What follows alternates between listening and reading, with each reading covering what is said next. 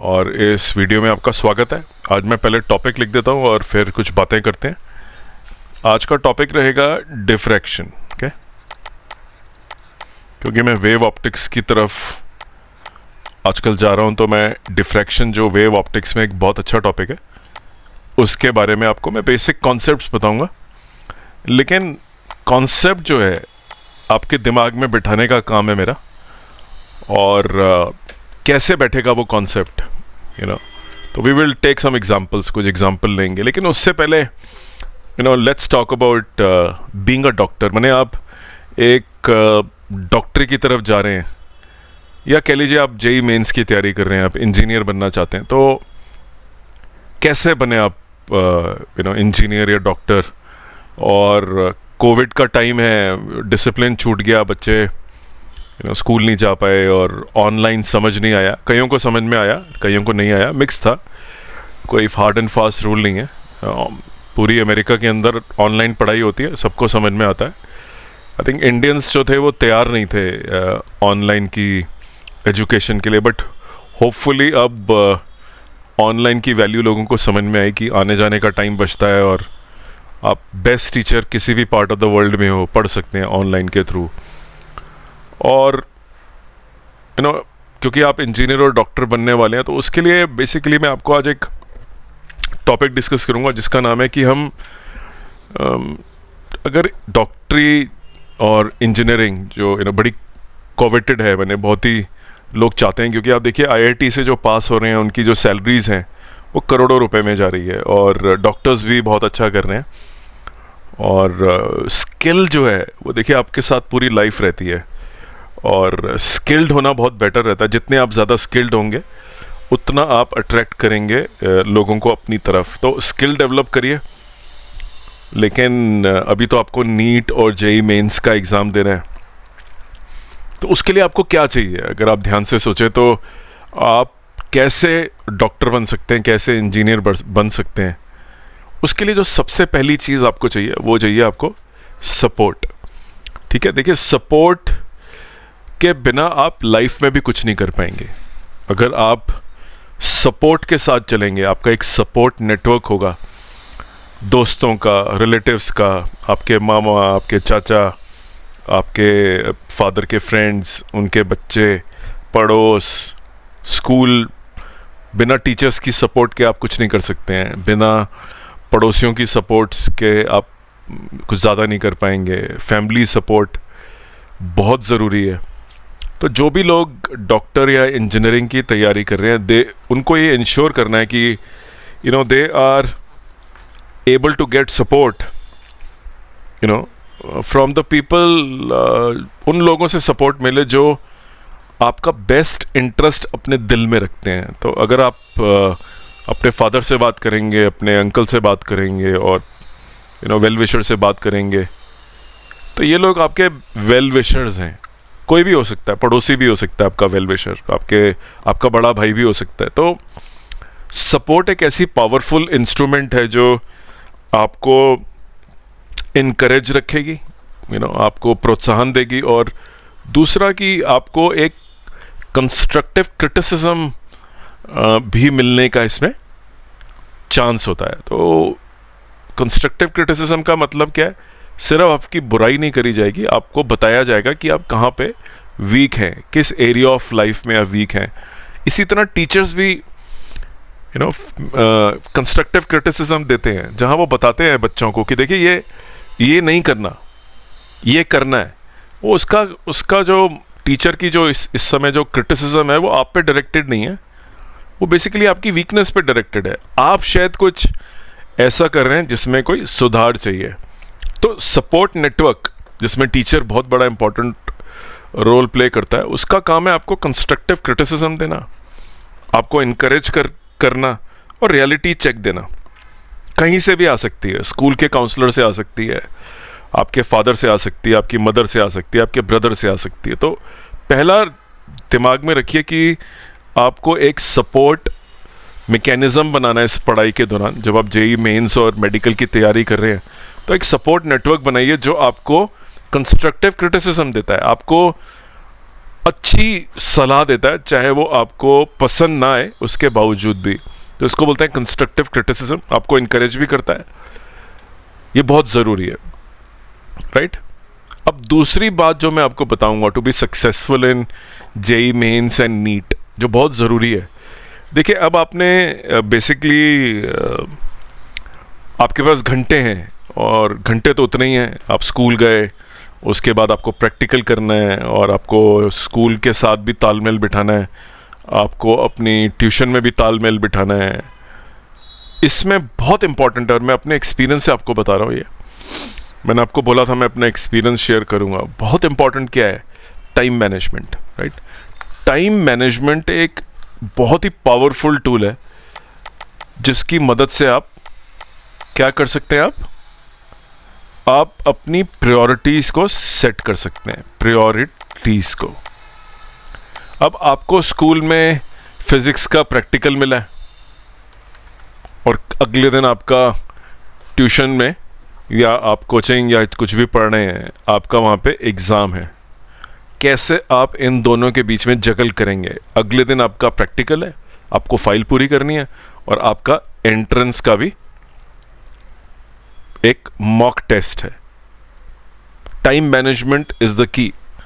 अब time management के लिए आपको पता होना चाहिए कि इसके लिए आपको एक तो लोगों की मदद चाहिए, जिसकी मैंने बात करी, सपोर्ट नेटवर्क। तो आपको एक सपोर्ट स्ट्रक्चर चाहिए। उसके बाद आपको बहुत ऑर्गेनाइज्ड रहना है।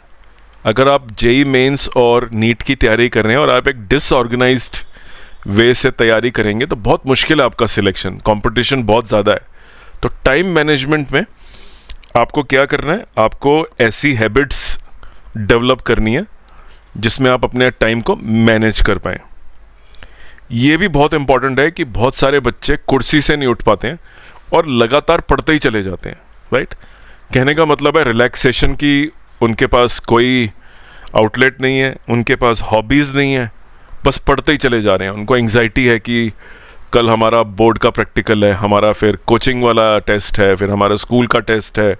और फिज़िक्स में मैंने बहुत देखा है बच्चों को कि वो रिलैक्सेशन जो है, ये वर्ड उनकी लाइफ में नहीं है। बिना रिलैक्सेशन के, बिना हॉबीज़ के आप अपने टाइम को मैनेज नहीं कर सकते, क्योंकि आपको कोई एक पॉजिटिव इन्फ्लुएंस भी तो चाहिए, समझे। अगर आपको पॉजिटिव इन्फ्लुएंस या पॉजिटिव एनर्जी नहीं मिलेगी तो आप बहुत जल्दी थक जाएंगे इसकी तैयारी में। बहुत लंबी पढ़ाई है, बहुत ज़्यादा पढ़ाई है, समझते हैं मुश्किल है, कंपटीशन बहुत ज़्यादा है, आपको कुछ रैंक लानी है, इस कॉलेज में सेलेक्ट होना है, लेकिन क्या आप किसी भी तरह से रिलैक्स कर पाते हैं? वही सपोर्ट नेटवर्क आपको रिलैक्सेशन और हॉबीज़ में हेल्प कर सकता है। मान लीजिए आपके कोई फ्रेंड हैं जो आपके सपोर्ट हैं, आप उसके साथ खेल सकते हैं थोड़ी देर, क्रिकेट उसे बुला के, right. The support system provides you with the outlet for relaxation. लेकिन हम अपना गोल नहीं छोड़ रहे हैं अभी, हम अपने गोल पे अभी भी स्थापित हैं। गोल फोकस्ड होना बहुत ज़रूरी रहेगा, क्योंकि उस पे हम कॉम्प्रोमाइज़ नहीं करेंगे। अब देखिए, आपके पास हो सकता है ये पैदाइशी स्किल ना हो टाइम मैनेज करने की। इसके लिए आपको हेल्प लेनी पड़ेगी कि आप कैसे टाइम को मैनेज करें। एक मैंने आपको तरीका बताया प्रायोरिटीज़ का। बहुत सारे अच्छे स्टूडेंट जिनको मैंने पढ़ाया है अपने टाइम को बहुत शानदार तरीके से मैनेज करते हैं, और उसका तरीका बहुत सिंपल है उनका। व्हाट दे डू इज़, वो क्या करते हैं कि वो एक लिस्ट बनाते हैं, टू डू लिस्ट। मैंने आज हमें क्या क्या अकम्प्लिश करना है, और टू डू लिस्ट उनकी जो है अपनी बुकलेट के अंदर बनती है। फिर उसको प्रायोरिटी देते हैं कि हमने ये सबसे ज़्यादा इम्पॉर्टेंट है, इसमें हम इतना समय लगाएंगे। ये तो वो डिस्ट्रैक्शंस जो हैं, मोबाइल फ़ोन एक बहुत बड़ा डिस्ट्रैक्शन है जो आपका टाइम बहुत सारा खा जाएगा, उससे खासकर आप दूर रहिए। तो आप टाइम मैनेजमेंट की स्किल अगर आज ही डेवलप कर लेते हैं तो याद रखिए, टाइम मैनेजमेंट की स्किल एज अ डॉक्टर भी आपके काम आएगी। तो सिर्फ मैं एंट्रेंस की बात नहीं कर रहा हूँ, एक लाइफ स्किल है टाइम मैनेजमेंट। अगर आप टाइम मैनेज नहीं कर पाते, इसका मतलब आप डिस्ट्रैक्टेड हैं, आपने ये आदत सीखी नहीं है। और सक्सेसफुल होने के लिए टाइम मैनेजमेंट में इन्वेस्ट करना बहुत ज़रूरी है। इसेंशली कंपनीज़ के अंदर, माने जहाँ कंपनीज़ में आप जाके इंजीनियरिंग की जॉब करेंगे या एमबीए भी करेंगे, या अगर आप बड़े डॉक्टर बन जाते हैं, किसी हॉस्पिटल में काम करते हैं, अगर आपको टाइम मैनेजमेंट नहीं आती है तो आप अपने पेशेंट्स को खो बैठेंगे, अपनी रेपुटेशन को भी खो बैठेंगे। तो टाइम मैनेजमेंट की स्किल सिर्फ नीट और जेई की नहीं है, वो आपकी पूरी लाइफ के लिए, और आपको अभी सीखनी है, उसमें डिले नहीं है। जितनी जल्दी सीखेंगे उतना आप सक्सेस के अंदर इन्वेस्टेड हो जाएंगे। और मेडिकल स्कूल हो या आईआईटी हो, टाइम मैनेजमेंट बहुत इंपॉर्टेंट है। अगर आप जिन स्टूडेंट्स ने सिलेक्शन हुई है जिनकी अच्छी रैंक में, उनसे आप बात करेंगे तो एक कॉमनैलिटी आपको नज़र आएगी कि टाइम मैनेजमेंट उनकी बहुत बहुत अच्छी थी। तो दो बातें याद रखिए, आपको एक सपोर्ट नेटवर्क बनाना है जो आपको कंस्ट्रक्टिव क्रिटिसिज्म देगा, और दूसरा आपको क्या करना है, आपको अपना टाइम मैनेजमेंट की स्किल डेवलप करनी है। ठीक है, उम्मीद करता हूँ आपको ये पसंद आया। इसका ध्यान रखिए, ये बहुत प्रेशियस टिप्स हैं from experience of teaching hundreds and thousands of students over the last 26 years. और आज हम बात करते हैं अपने फिजिक्स के टॉपिक की, डिफ्रैक्शन के। और अगर आप नहीं भी जानते डिफ्रैक्शन के बारे में या जानते भी हैं तो भी सुन लीजिए, और आपको इससे ज़रूर बेनिफिट होगा, क्योंकि जिस तरह से मैं आपको बताऊंगा शायद ही किसी ने आपको वो एक्सप्लेनेशन दी हो या कॉन्सेप्ट बताया हो। मैं आपको कोई बहुत बड़ी कोई फिजिक्स की थ्योरी नहीं बता रहा हूँ, लेकिन एक कॉमन सेंस तरीके से कि आपके दिमाग में डिफ्रैक्शन का कॉन्सेप्ट बैठ जाए, वही मैं आपको बता रहा हूँ। और मैं इसको आपको बेसिकली दिखाता हूँ। मान लीजिए आपके पास आप एक कमरे के अंदर बैठे हुए हैं, ये आपका कमरा है, राइट, और आपके जो पेरेंट्स हैं वो इस कमरे के अंदर बैठे हुए हैं, राइट। ये आपका घर है और आप इस कमरे में बैठे हैं और आपके पेरेंट्स जो हैं दूसरे में बैठे हैं। तो ये आपके पेरेंट्स बैठे हुए हैं और यहाँ पे आप खुद बैठे हुए हैं, राइट। अगर आपके पेरेंट्स के रूम में टीवी चल रहा है, राइट, उसकी आवाज़ आपके तक कैसे आ जाती है?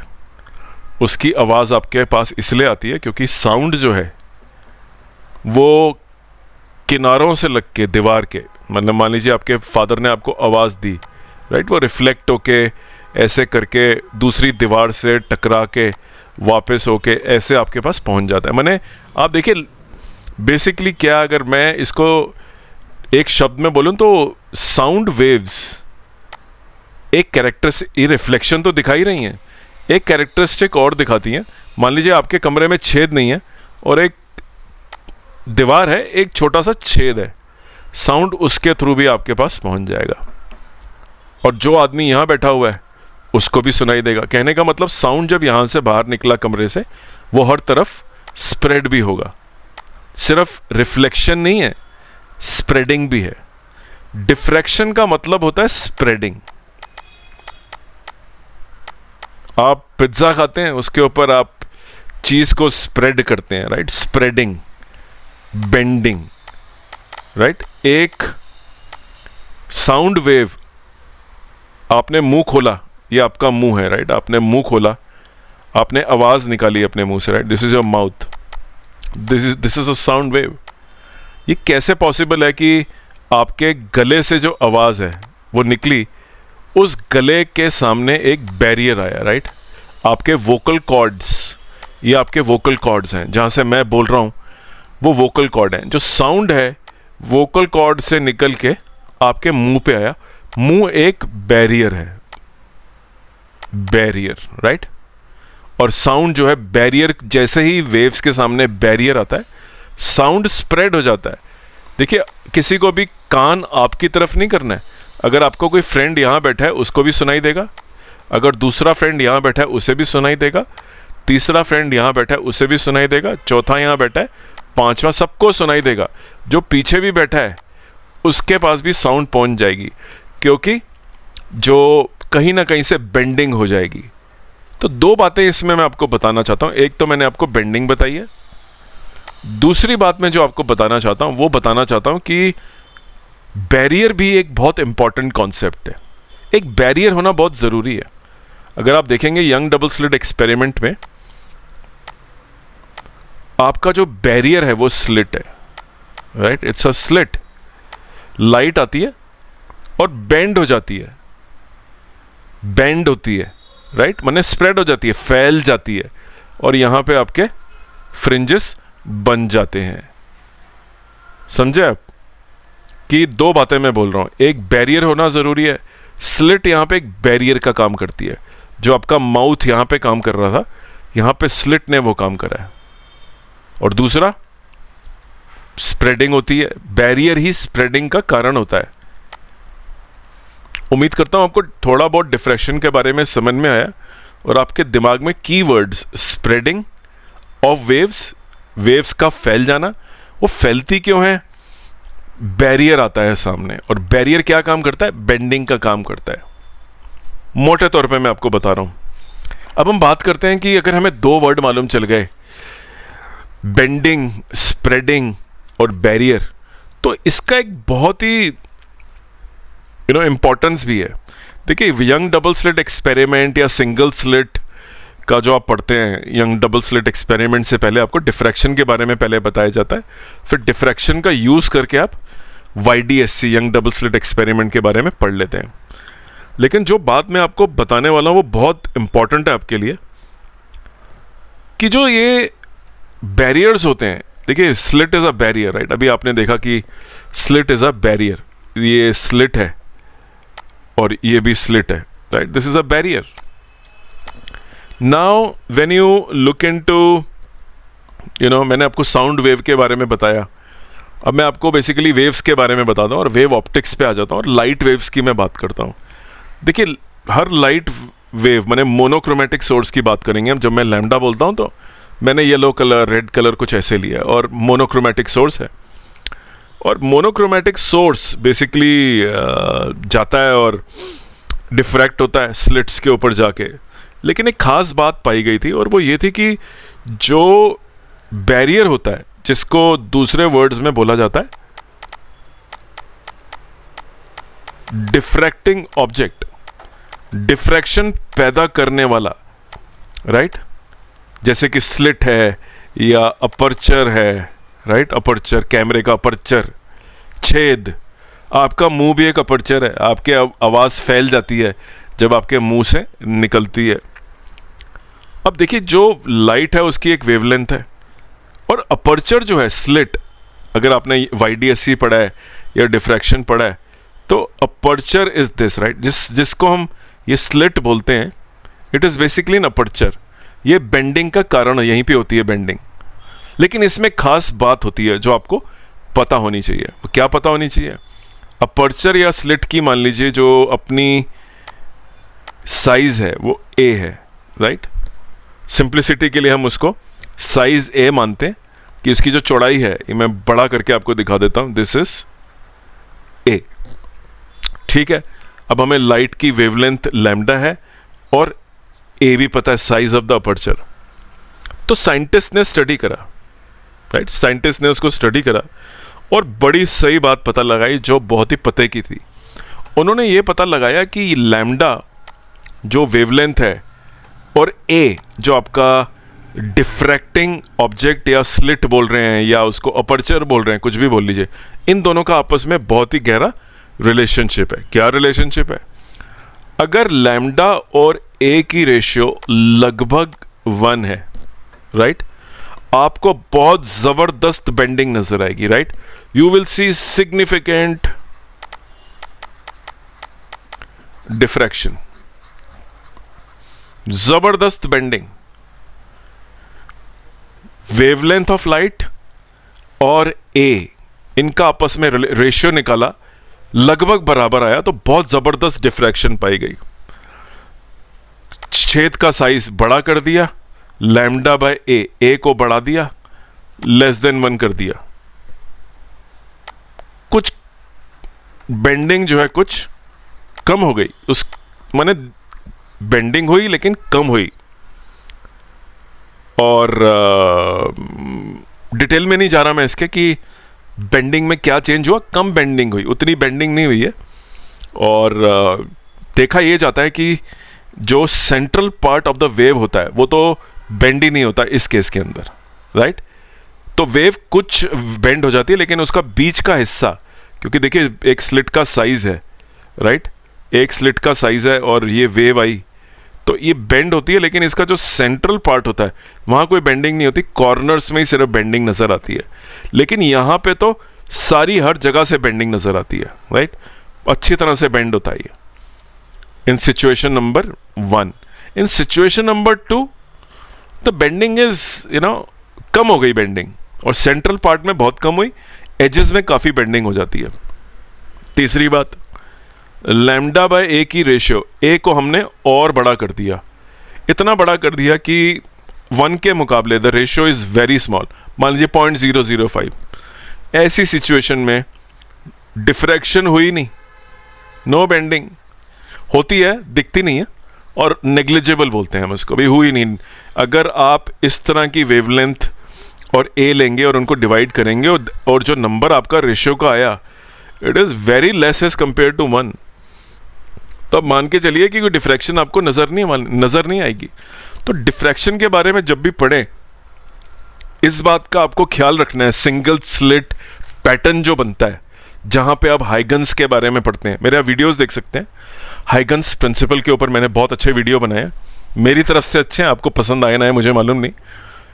तो वहाँ पे जो एक्सपेरिमेंट करा जाता है, वहाँ पे जो सिंगल स्लिट ली जाती है, जिसको हम अपर्चर भी बोल रहे हैं, तो वो जो पैटर्न बनता है स्क्रीन के ऊपर, वहाँ पे जो स्लिट की विड्थ है और जो लैम्डा है, राइट, वहाँ हमें सिग्निफिकेंट डिफ्रैक्शन चाहिए, क्योंकि हम एक्सपेरिमेंट कर रहे हैं। तो इस बात का हमें ख्याल रखना पड़ता है कि lambda by is approximately equal to 1। Numerical के पॉइंट ऑफ व्यू से आप कुछ भी रख लीजिए, लेकिन एक क्वालिटेटिव होता है कि ये भाई इसकी क्वालिटी ऑफ एक्सपेरिमेंट क्या है। लैम्डा बाय ए के अंदर क्वालिटी ऑफ एक्सपेरिमेंट बहुत शानदार है, बहुत अच्छी डिफ्रैक्शन मिलेगी, और आपको बिल्कुल सिंगल स्लिट का पैटर्न मज़ेदार नज़र आएगा।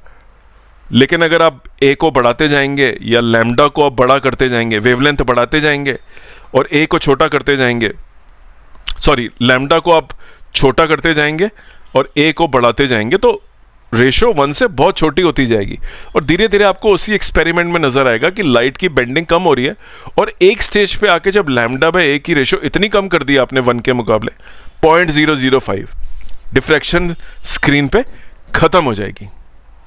तो it is very important that जो हम बेंडिंग करते हैं उसके अंदर जो डिफ्रैक्टिंग ऑब्जेक्ट होता है वो और वेवलेंथ कंपेरेबल साइज के हों। अगर वो कंपेरेबल साइज के नहीं होंगे तो आप देखेंगे कि वो बेंडिंग नहीं दे रहे हैं। इसी तरह अगर आप पहाड़ों पे जब आप जाते हैं और आपने बेसिकली मैं आपको रियल लाइफ एग्जांपल दे रहा हूँ कि वहाँ पे जो टीवी स्टेशन होता है या जो रेडियो स्टेशन की जो वेव्स होती हैं, शॉर्ट वेव्स कुछ मीटर्स की होती हैं, लेकिन जो नेचुरल बैरियर्स हैं, हिल्स या क्लिफ देखा होगा आपने, आई एम सॉरी पानी पी लेता हूं मैं। तो टीवी और रेडियो वेव्स की जो वेव्स हैं वो कुछ मीटर्स की होती है उनकी वेवलेंथ, जबकि क्लिफ और हिल्स की जो बेंडिंग है उनकी जो एजेस हैं वो मीटर नहीं बहुत ज़्यादा बड़ी होती हैं। एक क्लिफ जो है कई 100 मीटर ऊंचा हो सकता है, आपकी वेवलेंथ सिर्फ जो टीवी की है कुछ फ्यू मीटर्स है। तो जो नेचुरल बैरियर है अगर रास्ते में आता भी है तो सिग्नल टीवी का और रेडियो का बिल्कुल सीधा निकल जाएगा, वो बेंड नहीं होगा एज पे, कॉर्नर पे, it will go straight, it will just go straight. सामने बैरियर आया तो मुड़ सकता है वो सिग्नल। तो इसीलिए एक प्रैक्टिकल एग्जांपल आपके लिए था ये कि आप समझें कि बेंडिंग कब नहीं होती। सिचुएशन नंबर 3 का एग्जांपल था ये, राइट। तो आई होप आपको ये पसंद आया ये वीडियो और आप समझे थोड़ा डिफ्रैक्शन के बारे में कॉन्सेप्ट। मेरे इस चैनल के ऊपर 1700 वीडियो हैं। कुछ वीडियो मैंने ऐसी शौकिया बनाए थे, मुझे कुछ यूट्यूब के बारे में समझ नहीं थी लेकिन मुझे फिज़िक्स की समझ थी। तो अगर आप थोड़ा डिटेल में मेरे वीडियोस को सुनेंगे तो आपको समझ में आ जाएगा कि बेसिकली ये साइंटिफिक टेम्परामेंट से बनाए गए हैं, रीजनिंग ओरिएंटेड है, इसमें कलाकारी कम है और पढ़ाया ज़्यादा गया है। तो आप मेरे वीडियोस को फॉलो करें, सब्सक्राइब करें मेरे चैनल को। आपको मैं ये गारंटी दे सकता हूँ, अब गारंटी तो भगवान भी नहीं दे सकते, लेकिन मेरा कॉन्फिडेंस है कि अगर आप मेरे चैनल पे वीडियोस को देखें और सुनेंगे, पेशेंस चाहिए, तो आपको कुछ नहीं करना, आपको NCERT साथ में रखनी है और मेरे वीडियो को फॉलो करना है और आपके दिमाग में कॉन्सेप्ट बैठेगा। ऑब्वियसली प्रैक्टिस चाहिए, टाइम में पेपर ख़त्म करना है, टाइम मैनेजमेंट चाहिए। और दूसरी तो आज उम्मीद करता हूँ आपके दिमाग में डिफ्रैक्शन का कॉन्सेप्ट भी बैठा और ये भी बैठा कि आपको सपोर्ट नेटवर्क चाहिए जो आपको कंस्ट्रक्टिव क्रिटिसिज्म देगा।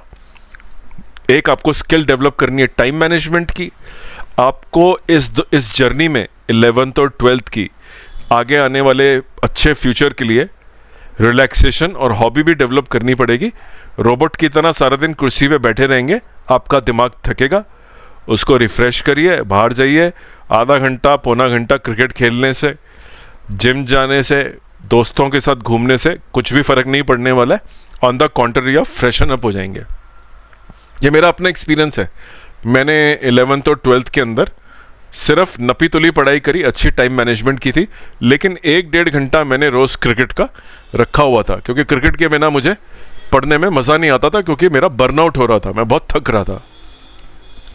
सो all the best to you and wait for my next video and I hope you will like it. आप मेरे चैनल को सब्सक्राइब करिए।